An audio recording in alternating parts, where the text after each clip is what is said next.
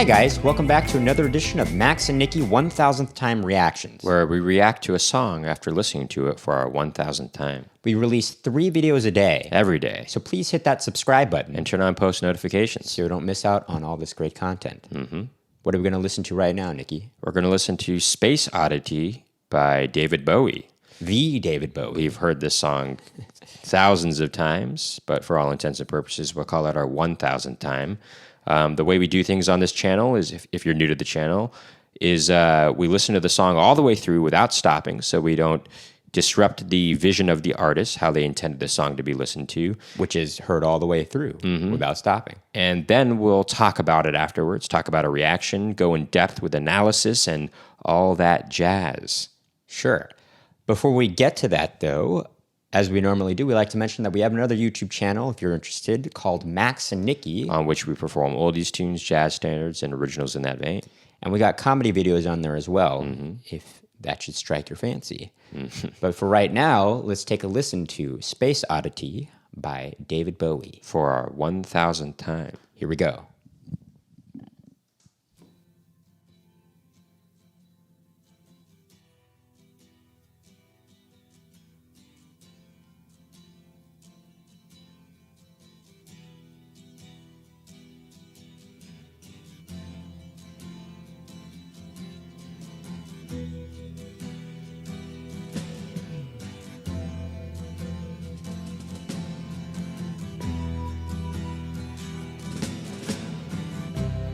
Ground control to Major Tom.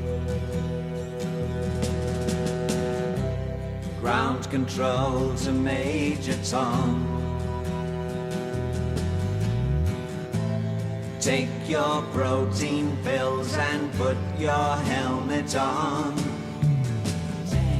Ground control to Major Tom.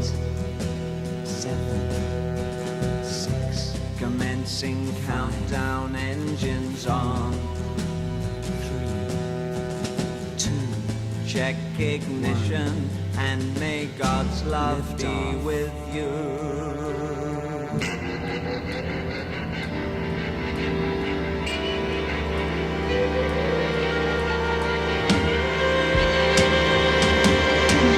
This is ground control to Major Tom. You've really made the grade, and the papers want to know whose shirt you wear. Now it's time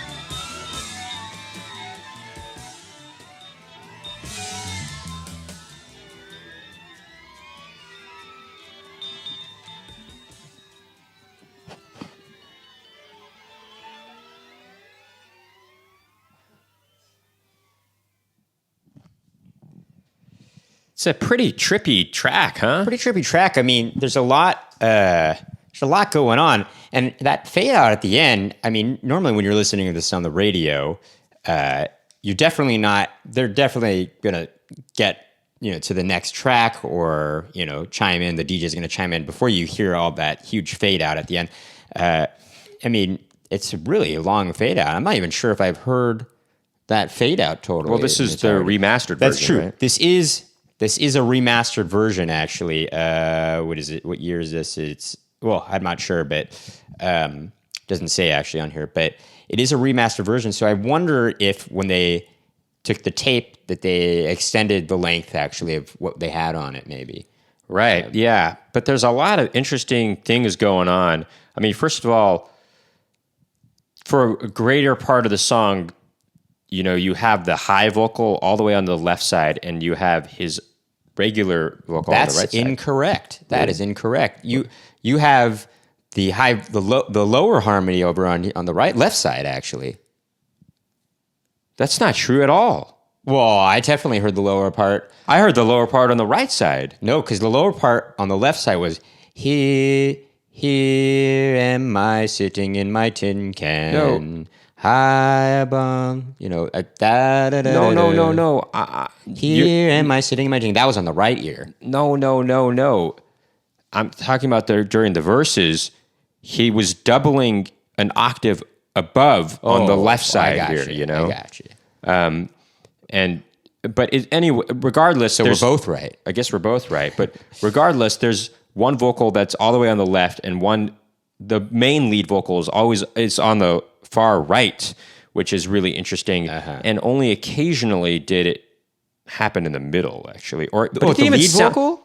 It didn't even sound like it was in the middle. It sounded like at points that it was probably like maybe 15 degrees to the right. No, this sounds very much like an LCR panning. Well, anyway, going on here. Well, the lead vocal at the end is in the center. The lead vocal is in the center often. In fact, that's what's cool about the song is there's a lot of interplay between him switching from the lead vocal to the left and right pans. I think that's what's really cool about it. But there's also just a lot of interesting guitar sounds on this. Obviously that sort of blast off sound. Obviously there's guitar and other orchestral instruments at play there. Is there a saxophone being played? You would think, but I don't think always used to think there was a saxophone, especially when there was this part that goes, not on the blast off I know what there's this part that kind of repeats, and I wasn't sure if it's like you get the saxophone, then it quickly goes into the background to make room for the guitar that's more I don't front. know for sure. But I'm not totally There's sure. obviously, there seems to be some strings in there. And there's definitely some strings. There's some prominent strings at one point that sounded really cool that I feel like if you're not listening with headphones, you're not going to get that flavor of There's it. Also, there's a part that's kind of I think a little bit of a guitar solo, or I think there's a bass in there too that's kind of soloing, maybe if I'm correct. The bass is pretty good in this. Very compressed a lot, so much so it sounds like it's clipping. That part, yeah. It's distorting it a lot, but intentionally it sounds as though that they meant that on purpose. Mm-hmm. And it's kind of interesting. A lot of saturation. I like at the end too, there's this, a lot of the effects are to help evoke the sense of being in space.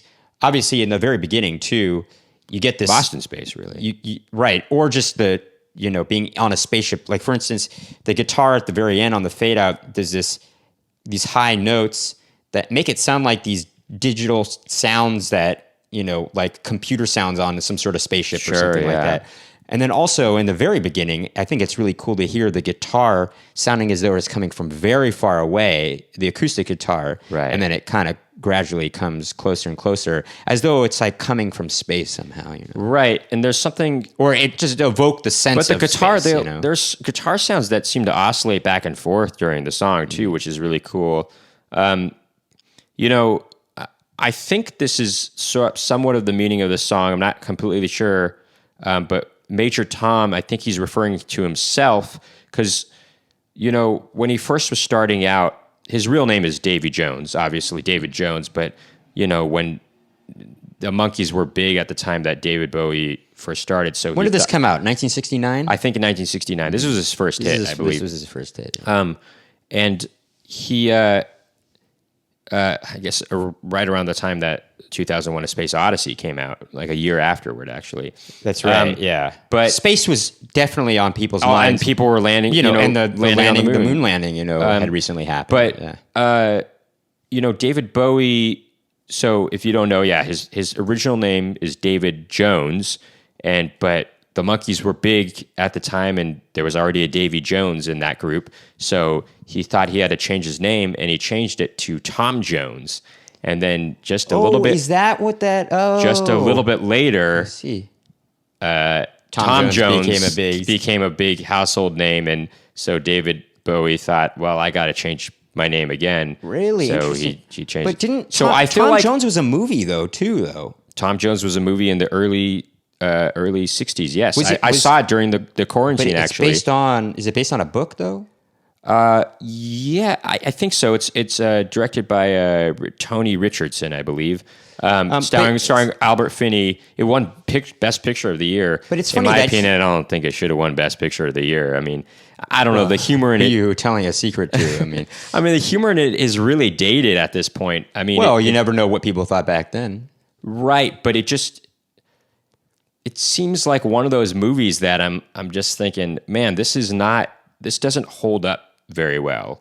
But hey, I don't want to knock it if they're fans of the movie out there. But yes, that is a movie. But anyway, Tom Jones got big in the mid 60s or so. Yeah. And David Bowie thought, well, now I got to change my name again. I'll keep my original first name and I'll choose a different last name. I don't remember how he settled on Bowie. But I think, if I'm not mistaken, maybe I am, that Major Tom he's calling you're right. himself, I'm just looking now. Actually, the song he was inspired, of course, partly by Stanley Kubrick's film, but he also it was kind of expressing his feelings of alienation that he felt at that time. Actually, so he probably was referencing himself, and in fact, he later references Major Tom in. What's that song? Oh, Ashes to Ashes. Ashes to Ashes. Funk to Funky. We know that Major Tom's a junkie. Strung out on... Yeah, anyway. So he was referring to himself at that time too, because he had a big drug problem. Sure. And I think he was getting clean at that time.